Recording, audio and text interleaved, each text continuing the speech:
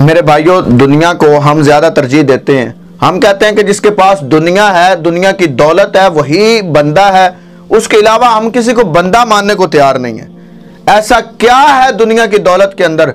ये तो एक पल लगता है, एक मिनट लगता है, ये दुनिया की दौलत जाया हो जाती है।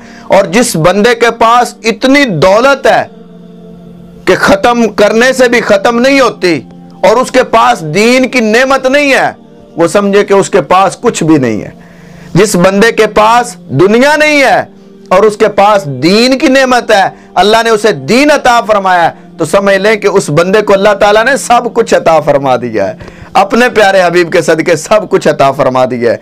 ये आप भूल में ना रहें कि इनके पास दौलत नहीं है, इनके पास गाड़ी अच्छी नहीं है, इनके पास बैंक बैलेंस नहीं है, और इनके पास कुछ भी नहीं है। इनके पास वो कुछ है जो तुम्हारे पास नहीं है। इनके पास वो है जो तुम्हारे पास नहीं है। वो क्या है? वो अल्लाह और उसके प्यारे रसूल का दीन है। वो मुसल्ला इमामत है, वो मिंबरे रसूल है इनके पास। बड़ा कोई वजीर आजम भी है ना, बड़ा कोई सदर भी है, जिस जगह पे इमाम खड़ा होता है वहां वो नहीं खड़ा हो सकता। इतनी हमारे तो पाकिस्तान का हाल ये है ना कि ये जो उलमा के खिलाफ प्रोपोगंडे बनाते हैं, उलमा के खिलाफ तंजीमें चलाते हैं, उलमा के खिलाफ ये अपनी जमातें बना के बैठे हुए हैं, इनका तो हाल ये है, इनको ऊपर से देखकर पढ़ना कुरान नहीं आता। इनसे अगर कोई जबानी सूरत सुन ली जाए तो इनको सूरतें कुरान पाक की जबानी नहीं आती। कुछ छोटी से छोटी सूरत सुन लें वो नहीं आती।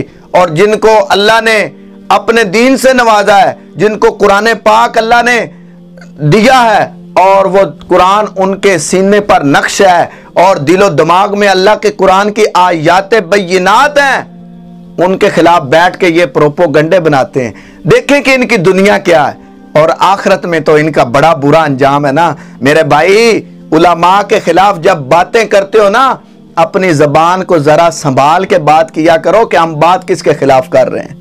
हम उस बंदे के खिलाफ बात कर रहे हैं जिसको अल्लाह ताला ने अपने दीन के लिए मुंतखब फरमाया, जिसे अल्लाह ताला ने अपना दीन अता फरमाया है। मैं बंदा हूं ना, आप भी मेरे जैसे इंसान हैं, तो मेरे पास अल्लाह ने क्या रखा है? कुछ भी नहीं है मेरे पास। मेरे पास कुछ भी नहीं है, ना मेरे पास ताकत, ना मेरे पास शोहरत, ना कोई बैंक बैलेंस, ना गाड़ी, कुछ भी नहीं है। लेकिन रब ताला का ये करम है, ये उसका फजल है कि अल्लाह ताला ने मुझे अपने दीन से वाबस्ता रखा है। ये कोई आम बात नहीं, और ना इसको आम समझें। आम उसको समझा जाता है, ये दुनिया है ना, जिसके पास माल ज्यादा देखते हैं लोग उसके पीछे चलते हैं, लेकिन जिसके पास दीन है ना, रब्बे काबा की कसम है, उसके पास सब कुछ है। बस दीन को इख्तियार करें, दीन वाले बने, दुनिया वाले ना बने। दीन वाले बने तो दीन वाले जब बनेंगे, अल्लाह ताला आपको दुनिया में भी इज्जतें अता फरमाएगा और आखिरत में भी इज्जतें अता फरमाएगा।